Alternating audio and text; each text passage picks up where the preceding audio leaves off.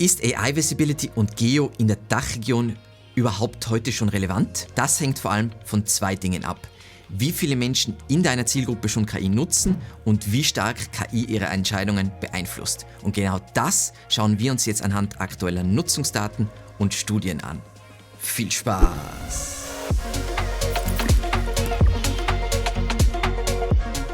Wie aktiv wird KI in der Dachregion aktuell genutzt? Laut einer Bitkom-Studie aus Mai 2025 verwenden 2/3 der Deutschen ab 16 Jahren zumindest hin und wieder generative KI.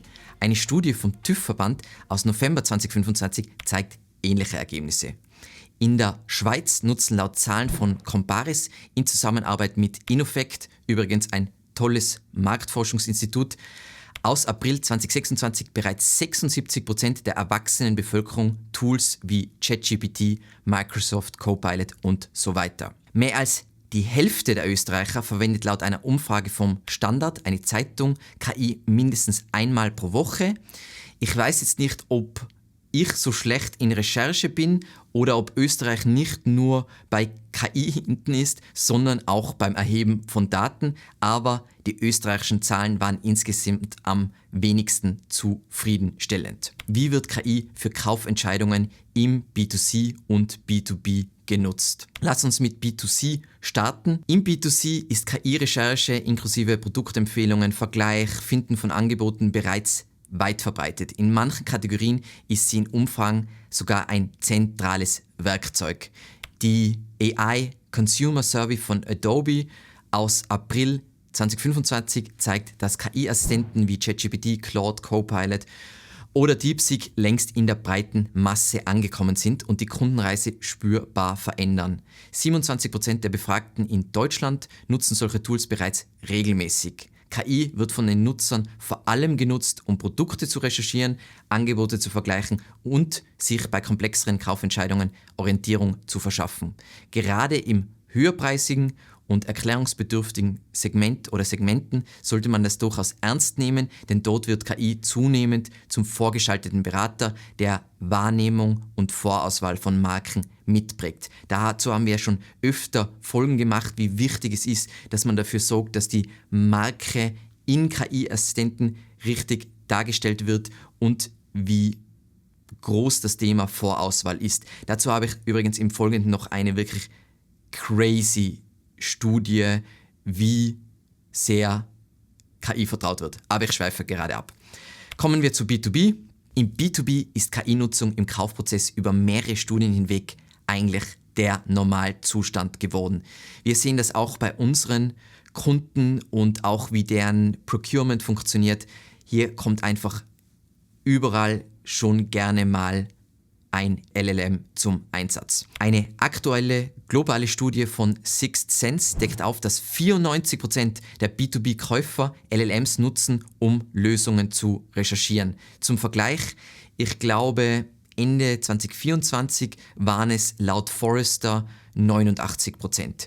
Was ich in dieser Studie übrigens besonders spannend fand, ist die Übersicht, die sie gemacht haben, an welchen Punkten in der Buyer Journey Käufer auf LLMs zurückgreifen. Die Nutzung piekt eher in der Mitte der Journey und nicht zwingend am Anfang zur Discovery, weil vermutlich viele Buying Groups bereits Vorwissen und frühe Shortlists haben. Das heißt, wir wissen jetzt, okay, KI ist in der breiten Masse angekommen. Es wird im B2C wie im B2B verwendet. Was jetzt interessant ist, wie groß ist der Einfluss von KI auf Entscheidungen. Dazu eine aktuelle Studie von Citation Labs in Zusammenarbeit mit Kevin Indig zeigt, dass Nutzer den Empfehlungen von KI vertrauen. Und das ist jetzt von mir übersetzt, aber ein direkter Quote. 74% der Shortlists im AI-Mode wurden direkt aus der Ausgabe übernommen, ohne Überprüfung. In der klassischen Suche, zum Vergleich, hat dagegen mehr als die Hälfte der Nutzer die Shortlist selbst von Grund auf erstellt. Und als ich diese Daten gesehen habe, muss ich sagen, dass ich selbst von den Ergebnissen überrascht bzw. schockiert war. Eigentlich ist es aber logisch, KI erspart so viel Recherche, so viel Denkarbeit und liefert dir dann eine auf dich maßgeschneiderte Antwort. Natürlich fühlt sich das vertrauenswürdig an. Natürlich, um nochmal natürlich zu sagen, sollte man selbst recherchieren und wäre das die ideale Variante. Aber zum einen, wer hat heutzutage oder nimmt sich heutzutage die Zeit dazu? Und wenn man sich dann ansieht, wie die meisten Menschen online recherchieren in einer klassischen Suchmaschine und irgendwelchen Affiliate-Sites von irgendwelchen großen Publishern, irgendwelchen Bestenlisten glauben, dann ist KI wahrscheinlich einfach gut genug. Eine Studie von Accenture aus 2025 über 14 Länder hinweg, inklusive Deutschland, ergab zusätzlich, dass jeder zweite Nutzer hat bereits mit Hilfe von generativer KI eine Kaufentscheidung vorbereitet. Für aktive Nutzer, das ist eine spezielle Kategorisierung, die KI schon sehr in ihren Alltag eingeflochten haben, ist generative KI inzwischen sogar die zweitwichtigste Quelle für Kaufempfehlungen direkt nach dem stationären Handel. Also ein anderer Mensch, der ein Experte zu diesem Thema ist und sie hier berät. Nur das hat mehr Gewicht als Kaufempfehlung. Basierend auf dem, was wir uns jetzt angesehen haben, welche Unternehmen sollten sich jetzt mit Generative Engine Optimization beschäftigen. Und das sind jetzt meine Beobachtungen, beziehungsweise auch basierend auf all diesen Studien, was hier so vorkommt.